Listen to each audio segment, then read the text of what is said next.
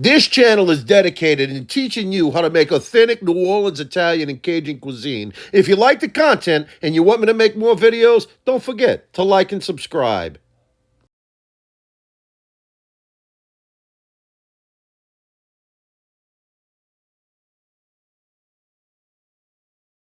Died. My nonna died, and she took the red gravy recipe. I tried to make some myself, but it's too tart. Here you are, you come to me on the day of my daughter's wedding. But you don't come with respect. You don't even think to call me Godfather. But this I'll do for you. So one day, this favor may be called back upon. On that day, you should not hesitate. So there's a lot of debate. What is it? Is it a marinara? Is it spaghetti sauce?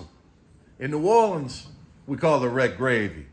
So buckle up, get ready, because we got that red gravy coming right at you.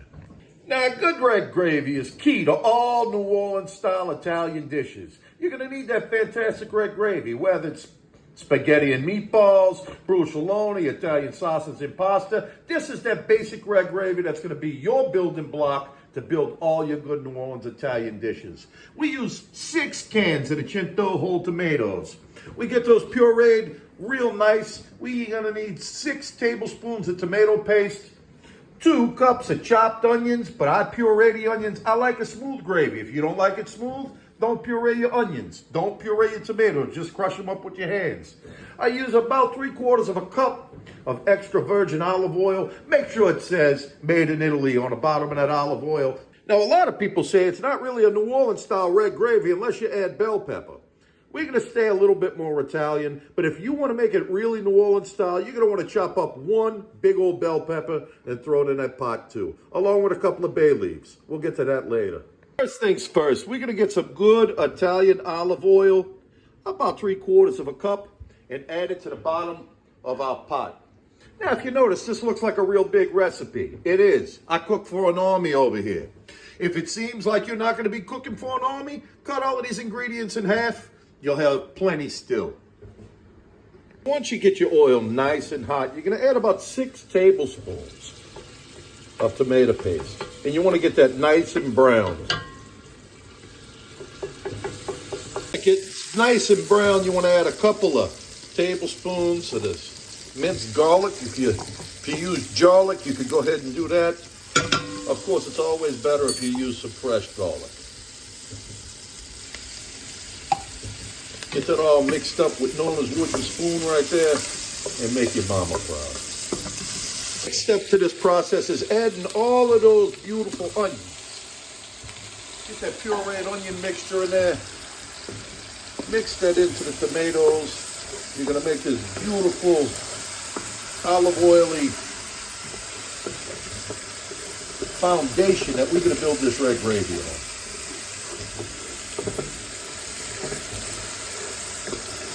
Holy smokes, that already looks good. You ought to smell it.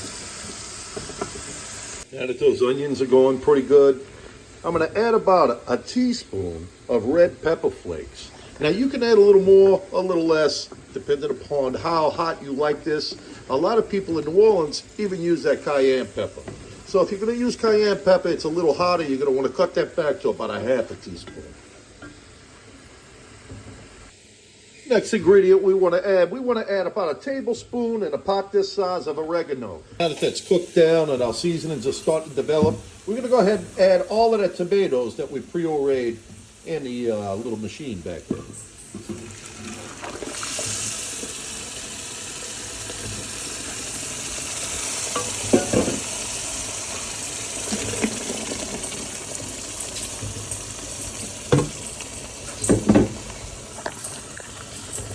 Scrape the bottom with your wooden spoon. That's going to be a little thick, so we're going to add about 2 of these 29-ounce cans, 28-ounce cans of water to that mixture. Don't worry, it's going to reduce down beautiful. All right, now that we got that water in there, this is another little New Orleans touch that we add. 2 or 3 beautiful, large bay leaves. We're going to mix that down in there. Real good. A couple of years back, one of my paisans, Emilio, told me, "Hey, are you adding fennel to your red gravy?" I said, "I normally only when it has Italian sausage in it." So he got me on it, getting some of those fennel seeds. I put them in a coffee grinder, ground them down, and then you're going to want to add about a tablespoon of fennel to your red gravy. Now, in the old country, you want to add a carrot at this point. Maybe 2 carrots to get the pot a little sweeter, because those tomatoes could get really tart on you. But the New Orleans way is 3 tablespoons of sugar.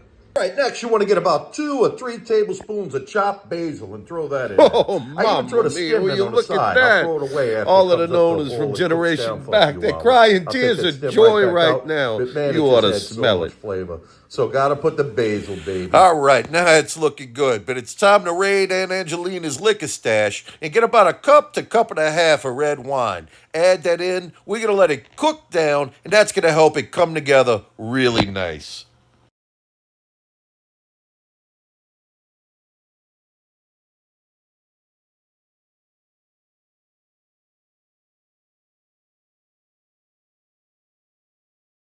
Now that it's come up to a boil, and that red gravy's about as hot as a truckload of Blu-ray players from your Uncle Louie, you're going to want to throw a rind from a piece of Parmigiano cheese in there. All right, pretty simple so far, but we ain't done yet. We got to add about a half a teaspoon of black pepper. And we're going to want to add about a tablespoon of salt. All right, now that you got it up boiling, we've already added the wine, everything's coming together. It's going to cook for about 3 to 4 hours. If it's going to be a real New Orleans style, this would be the time to add your pig feet. Yes, pig feet. New Orleanians put pig feet in their red gravy. Why the pig feet? Why not a tenderloin? Why not the round of the shoulder or another piece of the pig? Because the pig feet has got all that good collagen and all of those good things in it that's going to cook out and make this gravy really come together and stand out as a New Orleans style red gravy.